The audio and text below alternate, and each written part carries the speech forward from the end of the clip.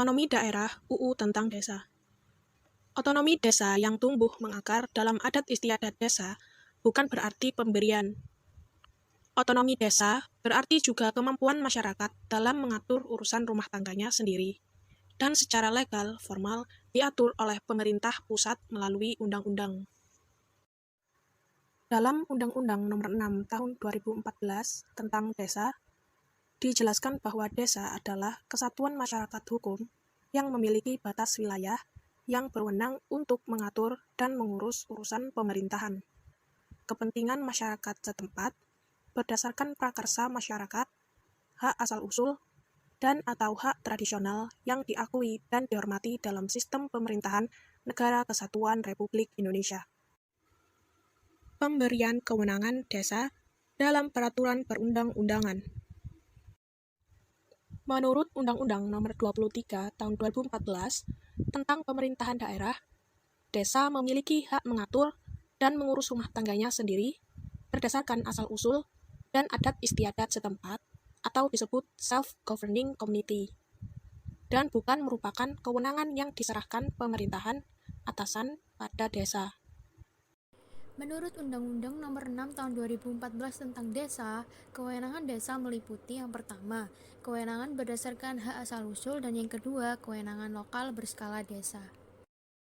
Kewenangan lokal berskala desa meliputi kewenangan yang ditugaskan oleh pemerintah, pemerintah daerah provinsi, atau pemerintah daerah kabupaten atau kota, dan kewenangan lain yang ditugaskan oleh pemerintah, pemerintah daerah provinsi, atau pemerintah daerah kabupaten atau kota, sesuai dengan ketentuan peraturan perundang-undangan. Menurut Peraturan Pemerintah Nomor 43 Tahun 2014 tentang Peraturan Pelaksana Undang-Undang Nomor 6 Tahun 2014 tentang Desa, urusan pemerintahan yang menjadi kewenangan desa mencakup urusan pemerintahan yang sudah ada berdasarkan hak asal-usul desa, urusan pemerintahan yang menjadi kewenangan kabupaten atau kota yang diserahkan pengaturannya kepada desa, tugas pembantuan dari pemerintah dan pemerintah daerah, urusan pemerintahan lainnya yang oleh peraturan perundang-undangan yang diserahkan kepada desa. Kewenangan desa dalam mewujudkan pelaksanaan otonomi daerah. Berdasarkan skema pengakuan atau rekognisi dan subsidiaritas atas kepentingan masyarakat setempat, ada dua jenis kewenangan desa yang utama.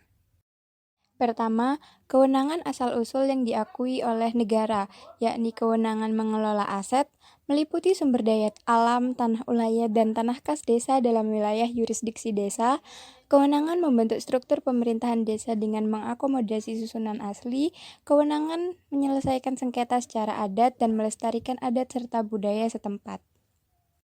Kedua, kewenangan melekat atau atributif mengatur dan mengurus kepentingan masyarakat setempat yang berskala lokal atau desa, meliputi kewenangan perencanaan pembangunan dan tata ruang desa, kewenangan membentuk struktur dan organisasi pemerintahan desa, kewenangan menyelenggarakan pemilihan kepala desa, membentuk badan perwakilan desa, mengelola anggaran pendapatan belanja desa, membentuk lembaga kemasyarakatan, mengembangkan badan usaha milik desa, dan lain sebagainya.